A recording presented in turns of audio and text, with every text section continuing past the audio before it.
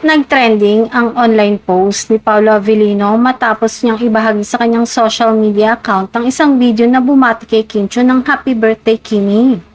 Sa simpleng caption pa lang, agad na umani ito ng atensyon mula sa mga fans at netizens. Sa naturang video, makikitang masayang naglalaro si Kim sa snow habang kinukunan nito ni Paolo. Natural at candid ang mga eksena kaya maraming netizens ang agad na nagpakilig at napaisip kung gaano ka-close ang dalawa. Mas lalong lumakas ang usap-usapan dahil malinaw na personal ang kuha ng video at hindi ito mukhang simpleng edited clip lamang.